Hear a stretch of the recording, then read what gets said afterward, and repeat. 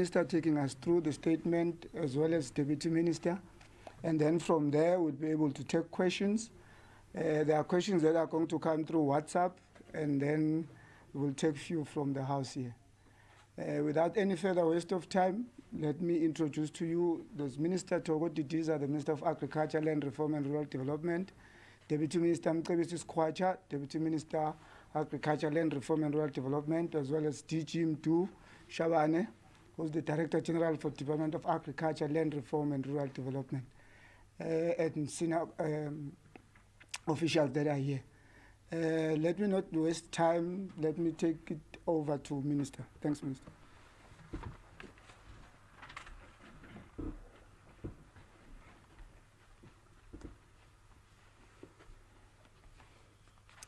Thank you very much, Mr. Ngobo, Deputy Minister Skwacha, Director General and senior officials present, members of the media here in Pretoria, in Cape Town, as well as in the various stations and print media. Thank you for honoring our invitation to attend this media briefing on the release of agricultural state land as announced by President Cyril Ramaphosa in his State of the Nation address in February 2020. Following the 2019 general elections, the President committed his administration to release state land for human settlement and agricultural development as part of government's contribution to land reform. We meet here today conscious of the disruption caused by the global health pandemic that has had negative impact in the economy and social livelihood of many communities, including our own.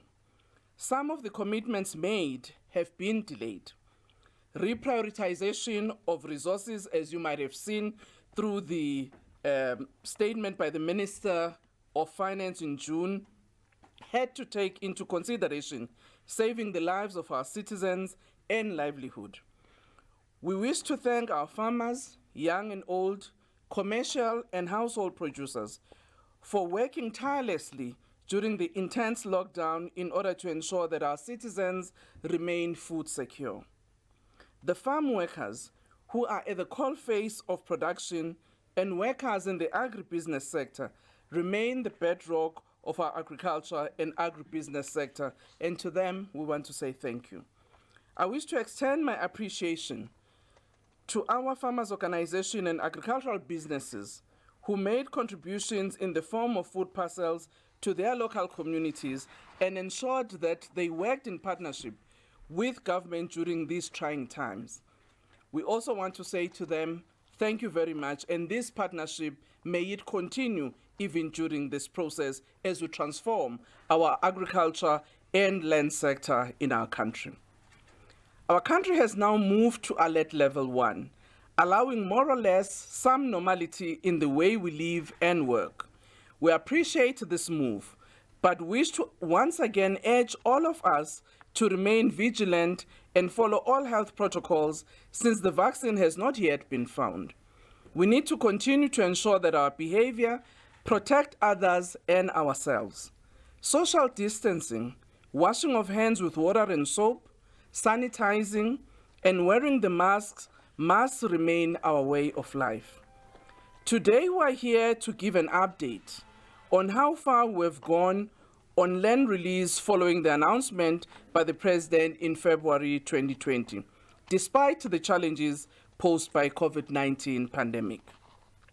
Since the announcement by the President in February, the department has released about 135,117 hectares of land to 275 farmers.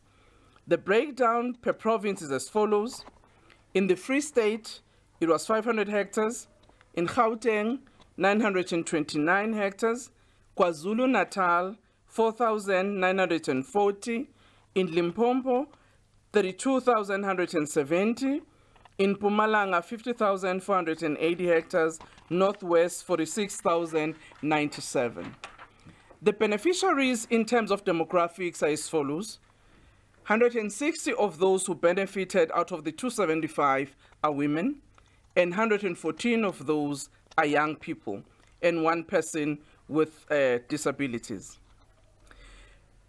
We want to say out of the remaining hectares, in 2 weeks' time, government will issue an advertisement notice of farms measuring about 529,014 hectares of the remaining hectares that were announced by the President. In terms of the provinces, Eastern Cape will have 43,000 hectares that will be released. Free State will have about 8,333 hectares. In Gauteng, they won't have any since we have released those already that were there.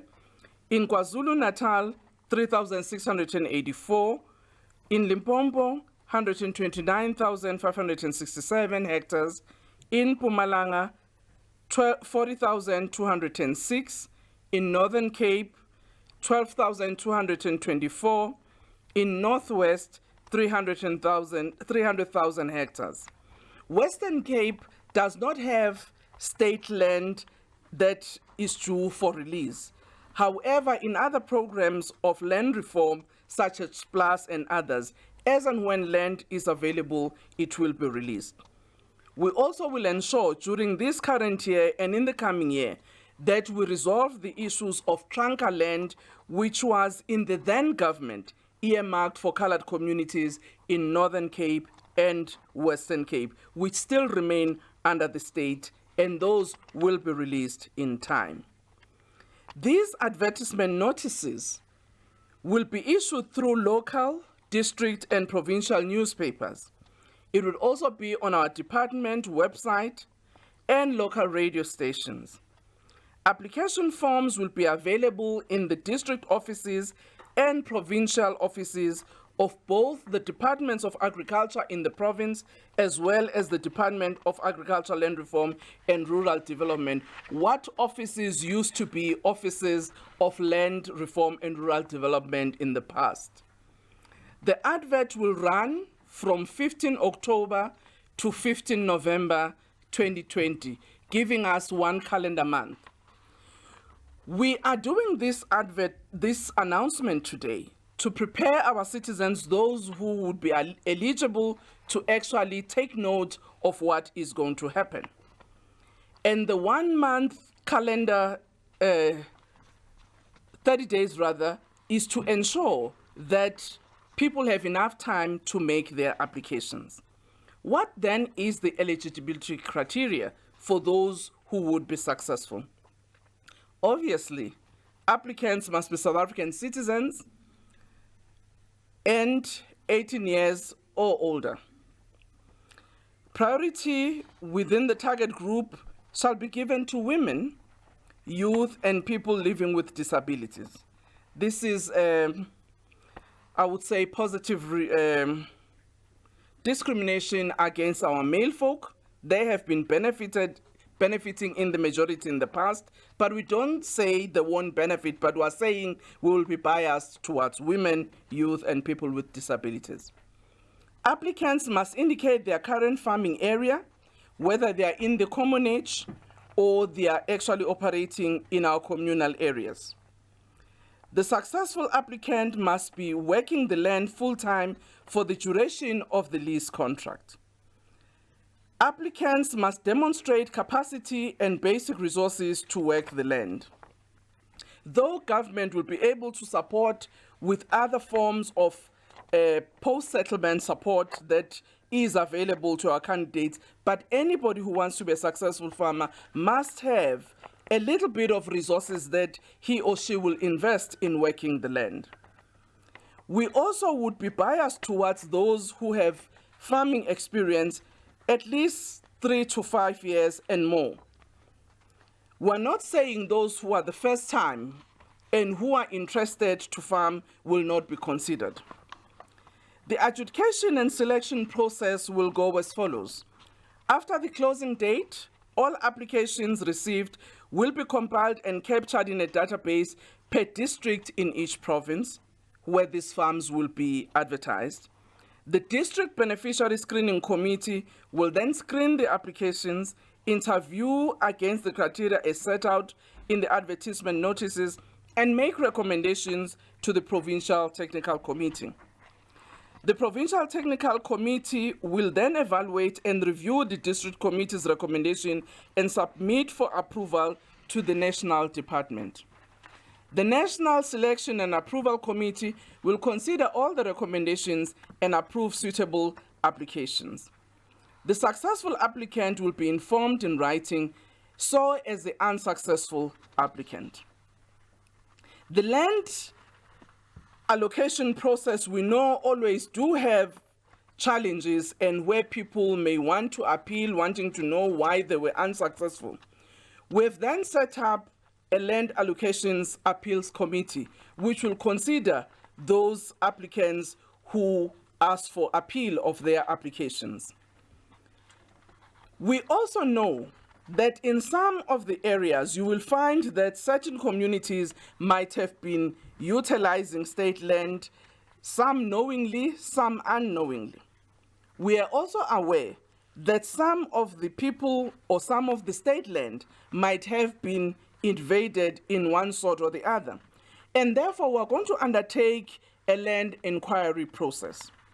This land inquiry process will be ongoing on state land that is already occupied without formal approval from the department. Such inquiry will assess farms that have been acquired, some of them through proactive land acquisition program. The land inquiry will investigate and determine how individuals and communities currently occupying the land got access to it.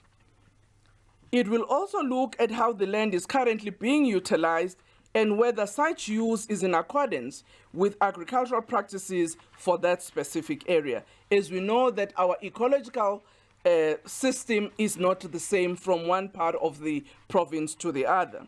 Even within provinces, land uses are different.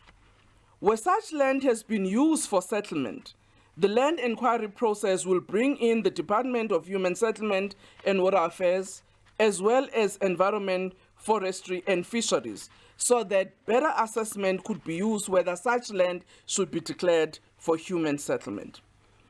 Based on the outcome of the assessment and recommendations to the minister, a decision will be taken on the future of such occupations. What we mean here is that it might happen that the land inquiry process find that the people who are using the land or who have encumbered the land may be using the land productively, and they may be deserving candidates themselves. And therefore, we will consider those issues in a positive light. And we would also want to say to those people who are occupying state land without any approval, it is important that they too apply during this process. We've also strengthened our system as the department, as you know, that some of these issues came out of the panel of the land advisory that was set up by the president in 2018-19. That the state needs to strengthen its land administration system. As you know, that the state leases the land, and such lease is for 30 years with an option to buy. We will ensure that the land administration unit, both at national as well as in the provinces, do work to ensure that such leases are maintained appropriately, particularly the obligations to the state as a lessor and beneficiaries as the lessees. What then are the responsibilities for beneficiaries who would have benefited from state land allocation? We're saying all beneficiaries who have been allocated state land and signed lease agreements will be subjected to a compulsory training program.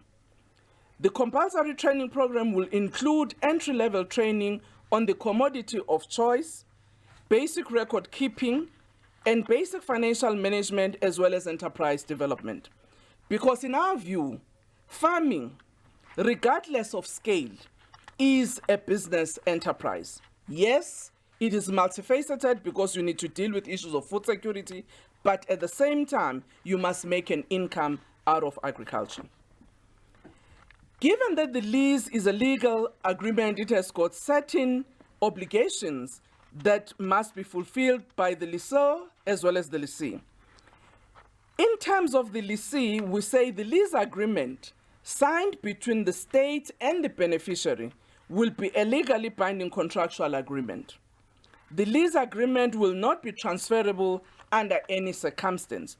So if somebody has been allocated state land, cannot on his or her own decide that, well, after 2 years, I actually don't want to farm, and therefore I'll give it to my friend or I'll give it to my sister. That is not, acceptable.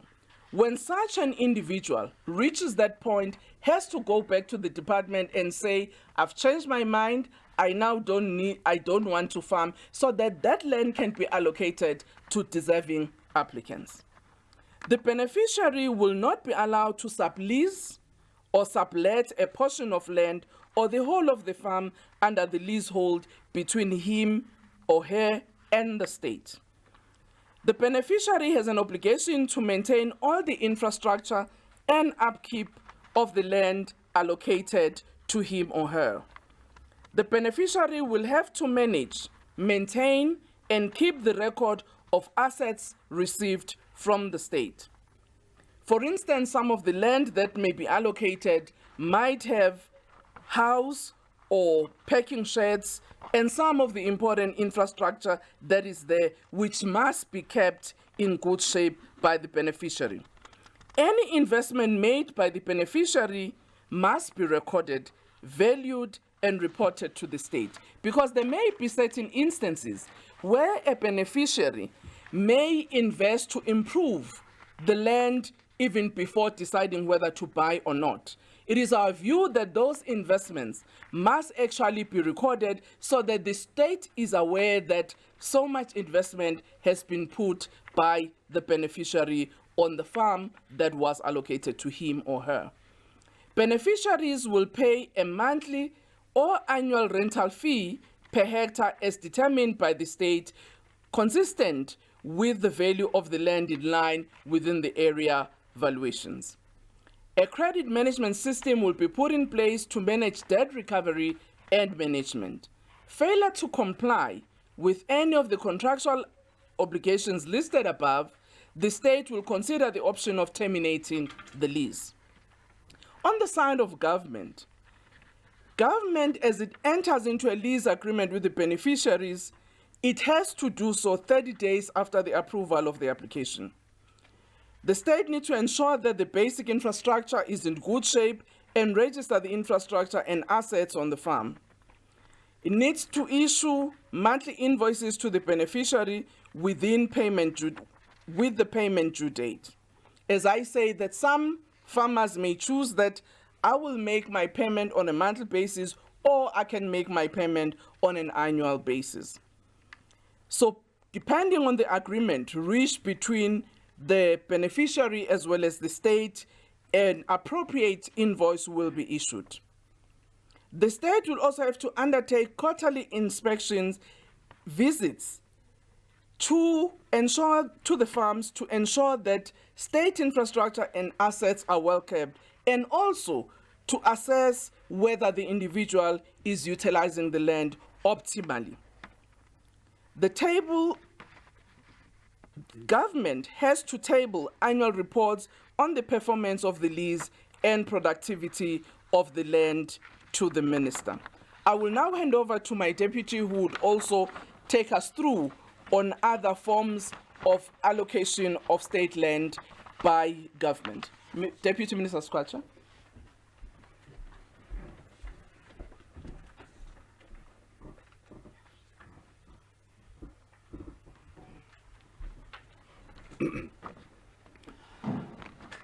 Thank you very much, Honorable Minister Didiza, Director General of the Department, and officials present here, members of the media. This is just to add to what the Minister was addressed us on, but mainly on the remaining state land that will be released for land restitution purposes. About 360,173 hectares were identified through the state land analysis to be under claim, equating to 413 properties. 43,670 hectares, equating to 60 properties, are new order claims, a process which had been interdicted by the Constitutional Court, which I think we are all aware of, the post-December 1998 application deadline. 4,089 hectares, equating to 7 properties, have already been transferred to beneficiaries of land claims. Research has been concluded on 4,558 hectares, equating to 10 properties, and in due course, these will be finalized. 117,000 hectares currently are under research for the 2020-21 financial year. 30,823 hectares, equating to 46 properties, relate to land claims, have been settled and yet to be transferred in this current financial year. The remaining hectares will be transferred as soon as the claims are settled. On the proactive land acquisition, through this program, 20,439 hectares of land have been released to 6 young beneficiaries, 4 of which are female and 2 are male. These beneficiaries are Ms. D.M. Magoba and Mr. T.K. Maripane of Manini Holdings, receiving 455 hectares. Ms. R.E. Baloi, 937.5 hectares. Ms. R.M. Khaurikwe, 1,751 hectares. Mr. B. Puti, 8,835 hectares. And lastly, Mr. G.A.P. Ayman, 8,469.7 hectares. Thank you very much, ladies and gentlemen.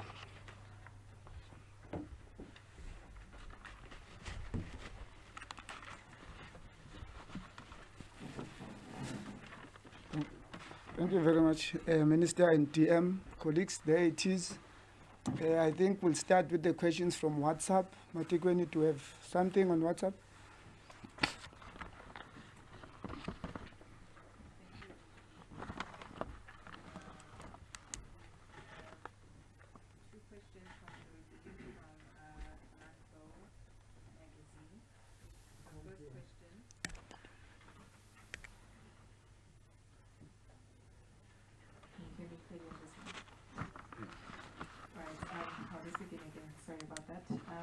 The first question is from Jolene Van Dijk from Landbouw magazine. The first question is about lease agreements with the option to buy. What about people who are already 20 years or longer farming in the land? Will they be afforded an opportunity to buy, or will they now also fall under the 30-year rule? And the second question is, it is very expensive to farm. Many farmers sublease parts of the land to support their farming business. Why is it not allowed? And then the final question is from Brian Sofuku from The Citizen. His question is, what is the total worth of the land to be released? Those are the 3 questions we have thus far. Okay. Minister, I'll request that we take these 2 and then we'll come back to the House here. Let's take. Okay. One from Mr. Mbongwa. Any other one? Okay, let's take this one. You can go ahead.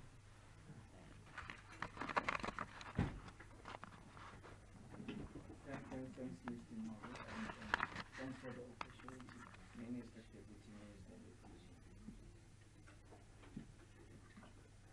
my name is Mbulelo Musi. I rise in 2 camps. The one as a public servant who's in the Department of Military Veterans.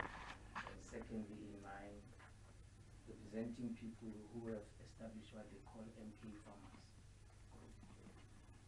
you have sent me some questions. When you let me start with the latter, because I am their voice that didn't come here. The one is from Mr. Mahlangu, who's saying we should ask the Minister, Deputy Minister, and the entourage, why should provinces, departments of land reform have a prerogative of withdrawing and advertise farmland with clear indication that its leasing is earmarked for emerging farmers, that includes military veterans and other vulnerable groups. He says that he's got evidence to that effect, and he would like to engage the department. The second one is issue of emerging farmers have challenged to access to finance and technical support. What guarantees are there as you rapidly release land that they'll be provided with support? The third one then will come from me in terms of, because they are our constituency as a department, we have challenges that we've not necessarily had. It's a new sort of phenomenon emerging in the department, with challenges of us not having technical expertise on how we can give them support. What areas of collaboration can we then begin to forge with this new emerging community that is of military veterans who are part of the designated groups like women, people with disability, etc. And lastly, Minister and Deputy Minister, they've said that I should request that as soon as possible they would like to engage with the department to better be advised and be able to have sustainable programs. And lastly, there are those that are already in the farming area, but there are those who want to be in the farming. So it's a mixed group who want different advices from me. Thank you very much. Any other question for this? Okay. Nothing as well on WhatsApp. We have something. Let's take WhatsApp. Yes, we do have one question from Ed Stoddard with the Business Maverick. He's asked, who can apply for this land? Is it open to commercial farmers or is it aimed at emerging farmers? And then there's another one that just came through right now from Yanda Langa from the report. He's asked, there are various instances indicating a large-scale corruption in the allocation of state land to favor prominent members and donors of the ruling party. Vuyani Zigana in Kokstad district in KZN, the Kappa family in UV district in the Eastern Cape, and several other emerging farmers in Mpumalanga. He's asked, is the minister sure that she's in control of the department, excuse me, especially the provincial and local structures of the department? Is she taking any additional measures to prevent corruption after these instances? Thank you very much. Minister? OTM.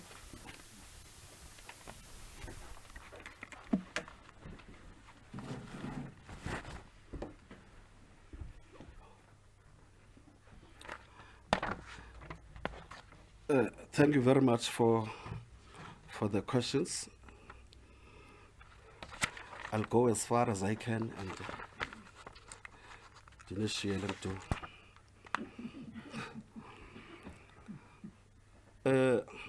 One, on the issue of, you see, when we allocate, when you are successful and we say we give you a 30-year lease, it means that the property is ours. There is an option depending on your performance as we go forward. And therefore the issue of subletting or subleasing is something that you would do without us having approved it, and therefore it cannot be allowed. There are specific reasons why a person is allocated the farm, and we do not only allocate people the farm, but we also provide the necessary support to people that we have allocated the farm. The second one is, I think someone asked what happens with, I think it's Mr. Musi. it is in recognition of the fact that some of the people that have been allocated farms would be first-time farm owners. And therefore, that is why in the statement read by the minister, we indicate that consciously people that have been selected would be trained in this regard. And I think that also speaks into the technical expertise that Mr. Musi was speaking about. Though we're also conscious of the fact that some of the military veterans come from liberation movements who have a history of being involved in farming, even during the exile times. The third one is corruption. Maybe let me start by saying that, let me answer for the minister. Yes, the minister is in charge of the department. She is in charge. As she proceeds, or as we proceed doing our work as a team, we improve. We do improve. That's why even the issues of corruption that people are citing here, there are instances when they do come into our attention that they are attended to vigorously. This department has been able to facilitate a process through its own internal processes that has sent people to jail because of corrupt practices. Even the matter that is being raised, and we do appreciate whether it's the press of the opposition to bring about issues of corrupt practices, but those issues are being attended to. The Zigana matter, it's a matter at hand. The minister, when that matter came into her attention, immediately asked the DG to send a team to investigate the matter, and the DG has done exactly that. And so the point that I'm making is there would be, as we go forward, issues of corrupt practices. People who think that they can be able to have shortcuts.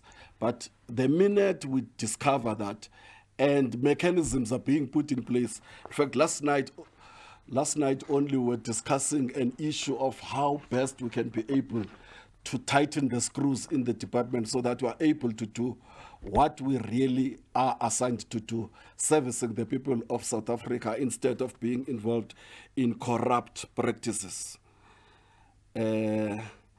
Lastly, I would like to say to Mr. Musi that we are open, and I think that even more than the minister, he would be able to speak to me in terms of engaging those people, because it is one area that the minister has delegated to me, the issues of or the issues that you have raised. Thank you very much, Minister.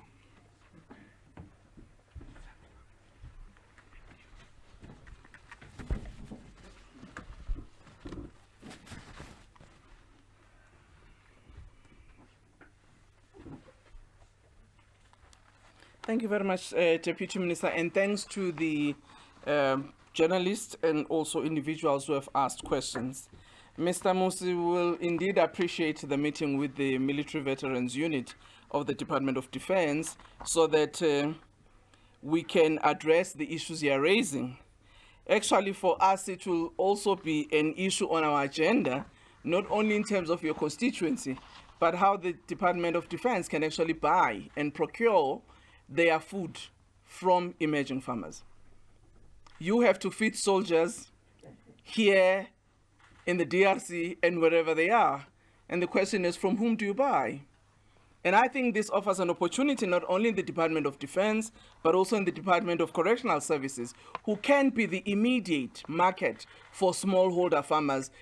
A majority of your centers, the Defense Force barracks, some of them are located closer to communities who are producing either at a small scale, and if that opportunity is open, that could be the immediate market. So I'm saying, appreciated, we'll take you on that discussion and on your discussion of your constituency, which Deputy Minister has alluded to in terms of training that we will make available to them.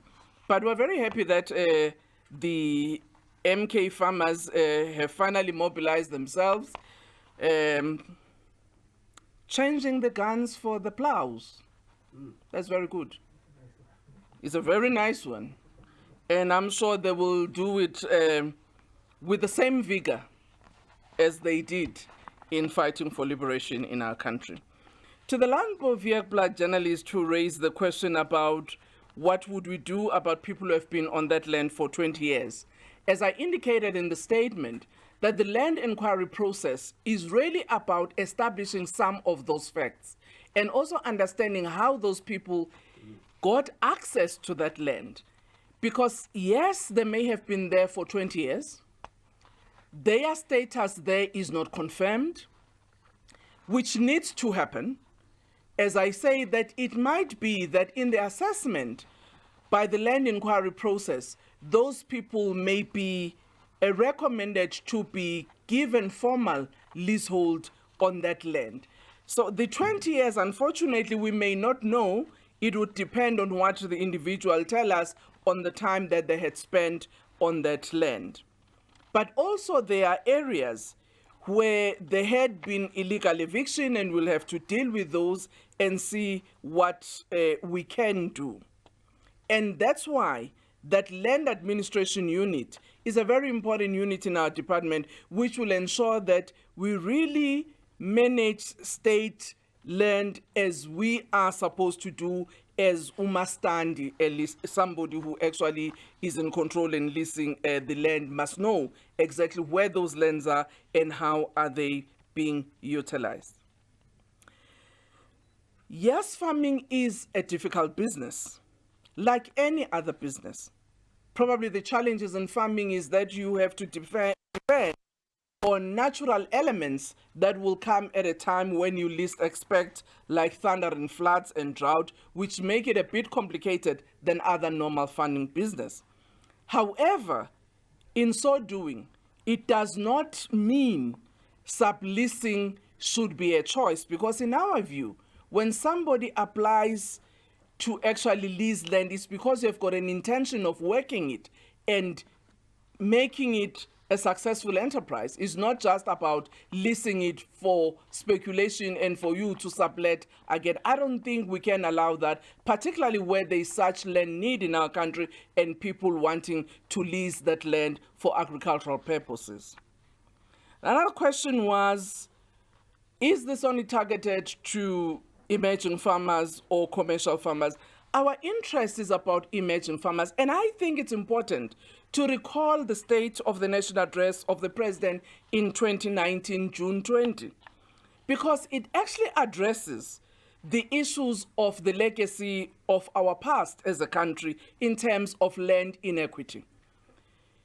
And therefore, the deliberate decision by those who were drafting our Constitution in Section 25 to ensure that the state must undertake land reform so that we address the issues of equity in our country needs to be implemented. And I don't think, as South Africans, in my view, we should be uncomfortable about that question, because it's about addressing the land inequality that still persists in our country. And in order to have an inclusive society, we need to address that reality. Yes, it might take long. It has taken longer than we all would have wanted, but it's important that that process is undertaken.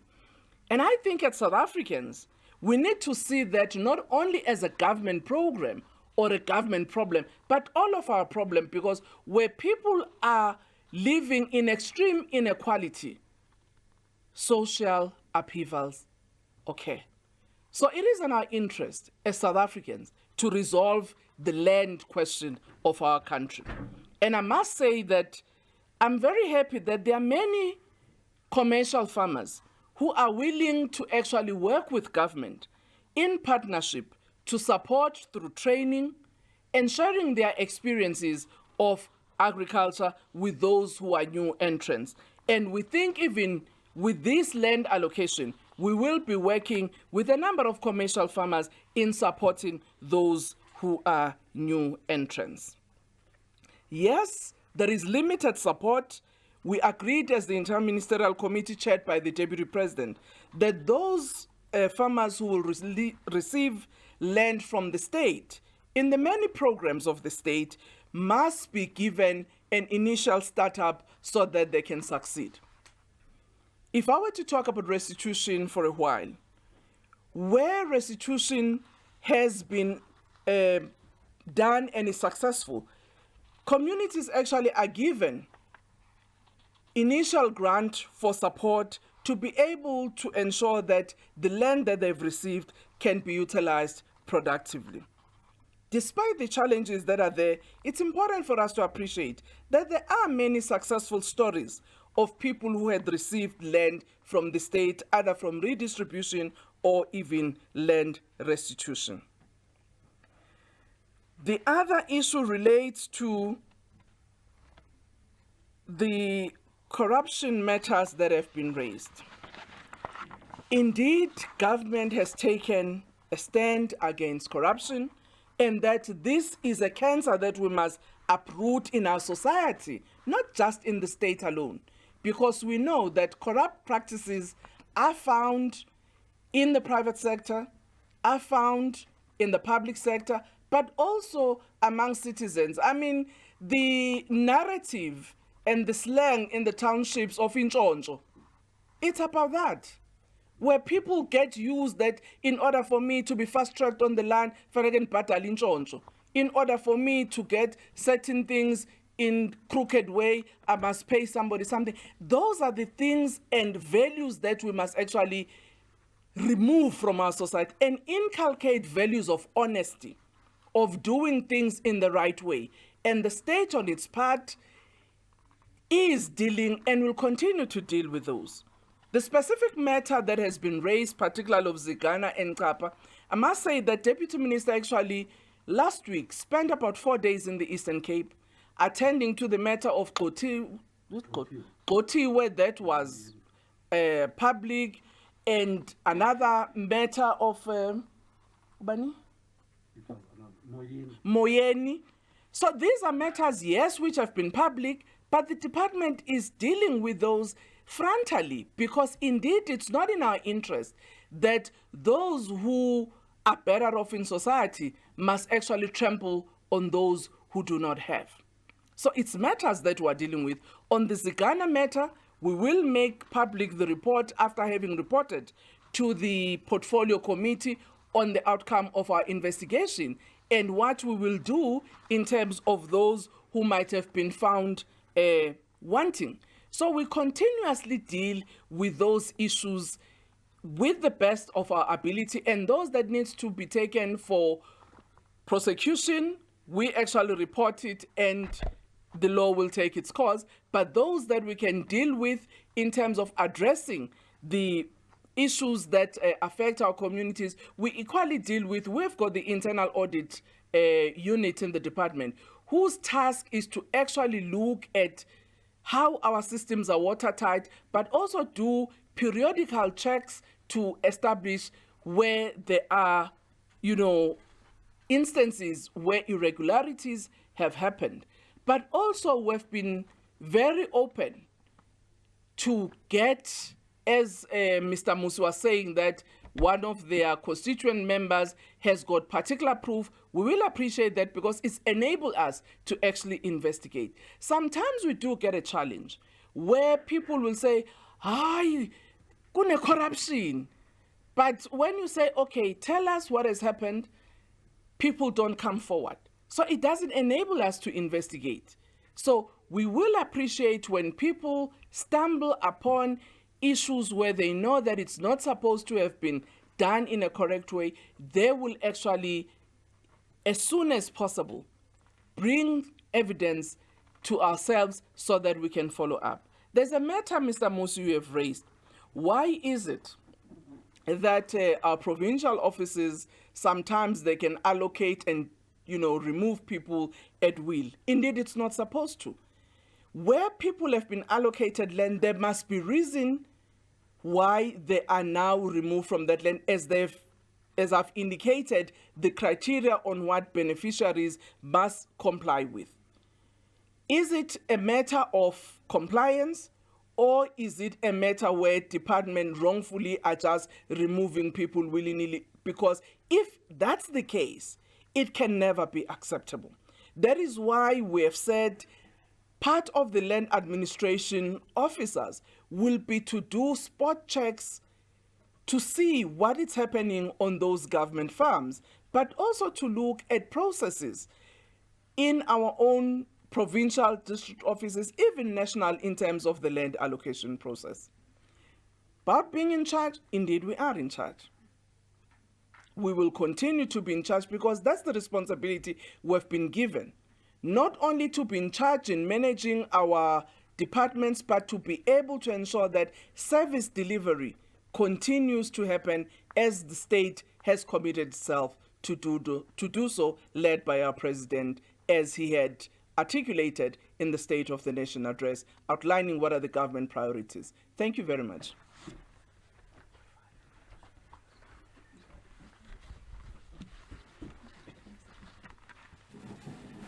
Thank you very much, Minister and Deputy Minister. I think let's take the last two from the WhatsApp. Okay, so first question is again, okay, this one is from Paul Bikiato from Bloomberg.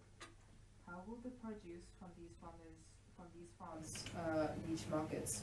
Will the government guarantee a price for whatever is produced, or will it be fine through some kind of cooperative scheme, or will the beneficiaries have to sell in the open markets? And then the next question is from Lila Mangus from SABC News. How did you determine what state land will be released? Thank you very much. Back to you.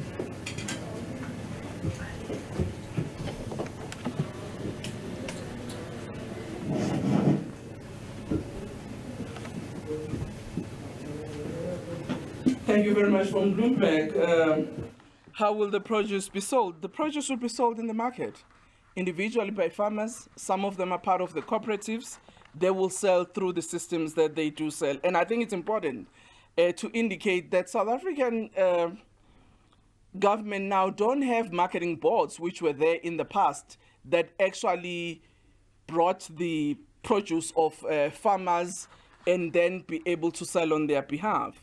We do advise and support farmers through the National Agricultural Marketing Council so that they know what are the market trends through the information that we give, what are the prices in the different markets so that they know where they can sell. Some of the farmers actually sell in the local markets. They don't necessarily sell outside of their localities, depending where there is a market. And the market actually operates in various forms.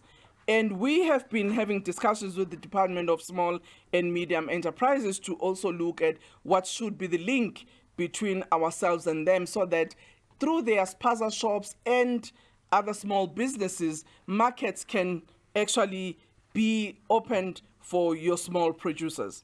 We also do train farmers in terms of the global gap, which is about the standards that will enable them to actually export their goods in order to get better prices. We also undertake processes working with other countries through our agricultural attaches in many of those countries, and also working with the embassies that are located here in South Africa to continue operating market access in the various countries for our producers, small and big. The second issue from SABC News, how did we determine which state land must be released?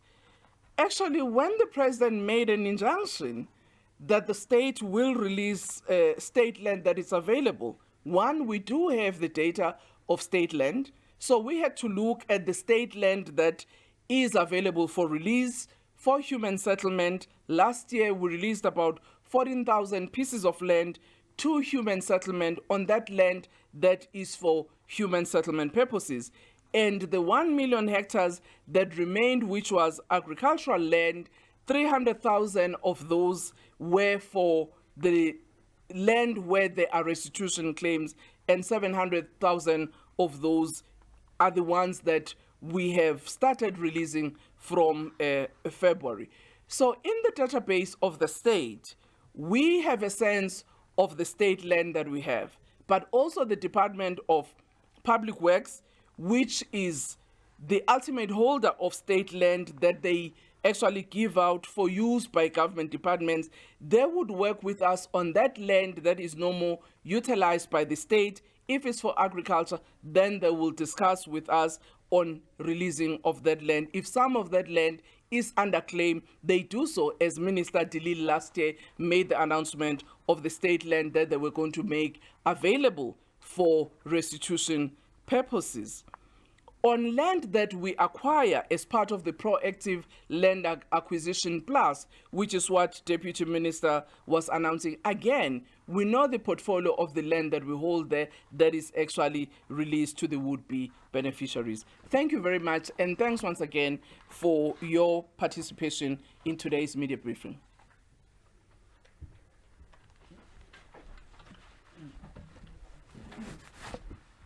Colleagues, thank you very much. We have come to an end of our media briefing. Thank you very much.